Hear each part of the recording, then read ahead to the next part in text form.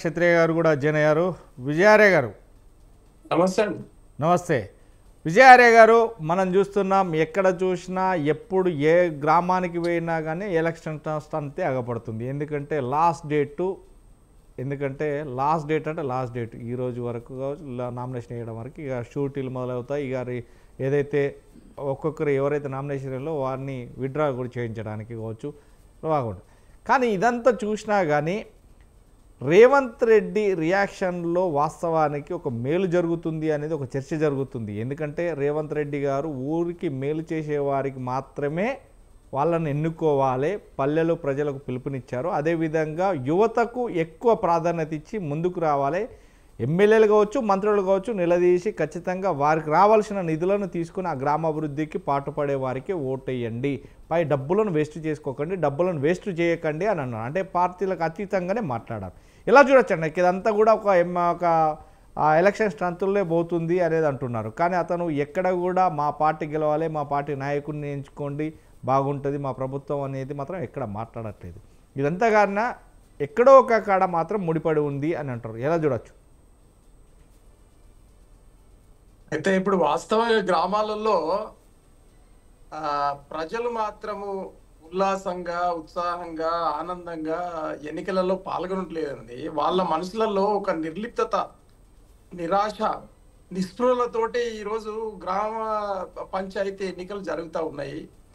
కారణాలు మనకు తెలిసి 2 సంవత్సరాల నుండి జరుగుతున్నటువంటి ఈ తంతులో 12 సంవత్సరాలలో 10 సంవత్సరాలు మా బీఆర్ఎస్ పార్టీ పరిపాలన పోగా ఈ గత 2 సంవత్సరాల నుండి కాంగ్రెస్ పరిపాలన వచ్చిన తర్వాత ప్రత్యేకించి మరి వచ్చిన వెంటనే ఎన్నికలు జరపకపోవడంలో వాళ్ళు నిరుత్సాహంతో ఉన్నారు.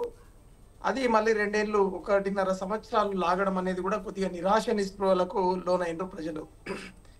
అదొక కారణం. అయితే ఈరోజు పోటీదారులు తక్కువయ్యారు. పోటీదారులు తక్కువ అవడానికి కారణాలను మనము వెతకాల్సిన అవసరం ఉన్నది. ఎందుకంటే గత కాలంలో సర్పంచ్ ఎన్నికలు అంటే దాదాపు ఏ రిజర్వేషన్లు ఉన్నా కూడా ఎవరున్నా కూడా 5 నుండి 10 మంది సర్పంచ్ అభ్యర్థులు బరిలో ఉండేవాళ్ళు వాస్తవంగా. కానీ ఈరోజు కనీసం సర్పంచ్కి సర్పంచ్ ఎన్నికలలో పోటీ చేద్దామనే ఉత్సాహం మాత్రం ఎక్కడ కూడా కనిపించట్లేదు. కారణాలు ఏంటంటే ఈ సంవత్సర కాలంలో జరిగినటువంటి ఏదైతే నువ్వా నేనా యుద్ధం అంటే పక్షం విపక్షం మధ్యలో పరిపాలక పక్షము విపక్షాల మధ్యలో జరిగినటువంటి ఒక పెద్ద రగడ 42% బీసీ రిజర్వేషన్లు మీద జరిగినటువంటి యుద్ధం ఏదైతే ఉన్నదో అది నిరుత్సాహానికి గురి చేసింది. ఒకటి తర్వాత ఏదైతే అమలుకు నోచుకెళ్ళినటువంటి 420 హామీలు ఇచ్చినటువంటి కాంగ్రెస్ పార్టీ రేవంత్ రెడ్డి గారు వాటిని పక్కకు పెట్టేసేసి బీసీ రిజర్వేషన్ మధ్యలోకి తీసుకొచ్చి ఇచ్చిన హామీని నిలబెట్టుకోవాలి ఎలాగైనా కోణంలో ఏదైతే ప్రయత్నం చేసిండ్రో అది చట్టబద్ధంగా నిలబడదు అనేది ప్రజలకు అర్థమైన తర్వాత దాదాపు అందరూ ప్రజలు కూడా నిరుత్సాహానికి గురైన మాట వాస్తవం. అలాగే మరి ఈ పార్టీ వచ్చిన తర్వాత వాస్తవంగా డబ్బు మార్పిడి విషయంలో బాగా స్తబ్దత ఏర్పడ్డది. ఎక్కడ కూడా డబ్బు చెలామని అనుకున్న మేరకు జరగనందుకు గాను రాజకీయాలలో ఈరోజు మరి ఒకరిని ఒకరు ఆనందపరచుకోవడానికి పండుగలు పబ్బాలు చేసుకునే క్రమంలో ఏదైతే డబ్బు అవసరం అవుతుందో ఆ నికర డబ్బు ఎవరి దగ్గర లేకపోవడం వల్ల కూడా మరి ఈరోజు నిరుత్సాహంతో ప్రజలు ఉన్నమాట వాస్తవం గ్రామాలలో. కాబట్టి ఇది మరి ప్రజలు వాస్తవంగా రేవంత్ రెడ్డి గారికి ఆయన పరిపాలనకు రెఫరెండంగానే తీసుకోవాల్సిన అవసరం ఉంటుంది. ఎవరు గెలిచినా కూడా వాస్తవంగా ఎవరు గెలిచినా, ఎందుకంటే ఇది పార్టీ పరమైనటువంటి ఎన్నికలు కావు, ఇది వ్యక్తిగత గ్రామాలలో స్వయం ప్రతిపత్తి ఉన్నది. కాబట్టి మరి ఆ లోకల్ బాడీ ఎన్నికలలో స్థానిక సంస్థలలో ఆ వ్యక్తిగతాల మీద ఆధారపడి ఉంటుంది. కాబట్టి వ్యక్తిగతాలు కొందరు వ్యక్తులు కట్టి గుమిగూడి వాళ్ళ అభ్యర్థిగా సర్పంచ్ని ఎన్నుకునే పరిస్థితి కూడా దాంట్లో తెలివనిపించడం కాదు. అన్ని పార్టీలు దాంట్లో ఇన్వాల్వ్ అయి ఉంటాయి. రాజకీయ పార్టీలు అండదండలు లేని ఏ గ్రూపు కూడా మనగనగా లేదు. అలాగే తర్వాత ఏదైనా కూడా ఈరోజు పాతకాలంలో దేని ఫండ్ అదే వాడుకోవాల్సిన ఆవశ్యకత ఉండే. కానీ ఈరోజు దాన్ని సెంట్రలైజేషన్ చేసిన తర్వాత గ్రామాలలో వచ్చే ఆదాయం అంతా ఈరోజు రాష్ట్ర ప్రభుత్వం కోటాలో వెళ్ళిపోయిన తర్వాత ఆ సర్పంచులు కానీ వార్డు మెంబర్ల దగ్గర వాస్తవంగా ఆర్థిక వనరులు లేవు. అలాగే ఈరోజు జిల్లా పరిషత్ దగ్గర కూడా ఆర్థిక వనరులు లేవు. అలాగే మున్సిపాలిటీలలో కూడా ఆర్థిక వనరులు. కారణం ఏంటంటే అన్ని సెంట్రలైజ్ అయిపోయినాయి.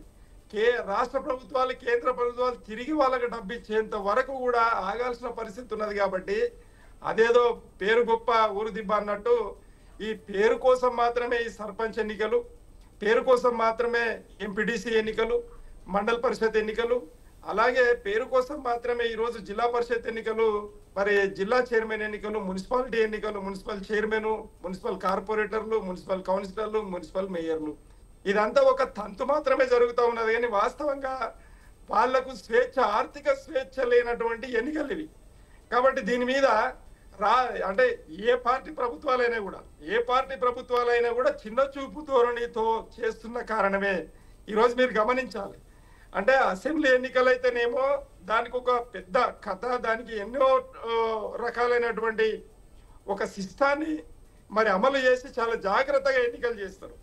పార్లమెంట్ ఎన్నికలు కూడా అలాగే చేస్తారు. కానీ లోకల్ బాడీ 3 స్థాయిల్లో జరిగే లోకల్ బాడీ ఎన్నికలు మాత్రం వాళ్ళ ఇష్టానుసారంగా సమయం ఇవ్వకుండా, వాళ్ళకు ఒక విలువ ఇవ్వకుండా, మరి ఈ విధంగా ఆదరబాదరగా చేయడం వల్ల ప్రజలందరూ కూడా వాస్తవంగా నిరుత్సాహంతో ఉన్నమాట వాస్తవం. కాబట్టి ఇది మరి పాలక పక్షంలో ఉన్నటువంటి దానికి ఖచ్చితంగా ఎదురుదెబ్బ తగులుతుంది. మరి ప్రతిపక్షంలో ఉన్న మేము ఖచ్చితంగా వాళ్ళు ఇచ్చిన హామీలను అయితే ఎండగడుతూనే ఉన్నాం. గ్రామాలలో ఉన్నటువంటి సమస్యలన్నీ కూడా ప్రజల ముందు పెడుతూనే ఉన్నాం. కాబట్టి ఖచ్చితంగా ఈరోజు స్థానిక సంస్థల ఎన్నిక, ప్రత్యేకించి సర్పంచ్ ఎన్నికలలో వార్డు మెంబర్లు, సర్పంచ్ ఎన్నికలు జరగబోయే యుద్ధంలో మా బీఆర్ఎస్ పార్టీ జెండా మాత్రం ఖచ్చితంగా ఎగరబోతుంది. మరి కాబట్టి రేవంత్ రెడ్డి గారు ఏదైతే ఆయన మాటలు మాట్లాడుతూ ఉన్నారో, మరి దయ్యాలు వేదాలు వల్లించినటువంటి పరిస్థితి ఈరోజు ఉన్నది. సమస్యను క్రియేట్ చేసేదే ఆయన. మళ్ళా దానికి ఆయన వత్తాసు పలకడం ఎట్లా? ఆయన ఇచ్చిన హామీలు గ్రామంలో ఏమన్నా అమలు జరిగినాయా? ఒకసారి మనం నిజంగా కూడా శాస్త్రీయబద్ధంగా చూసుకుంటే జరగలేవు. కాబట్టి ప్రజలు ఖచ్చితంగా బుద్ధి చెప్తారని చెప్పి మాత్రం మీకు తెలియజేస్తా ఉన్నా రేవంత్ రెడ్డి గారికి.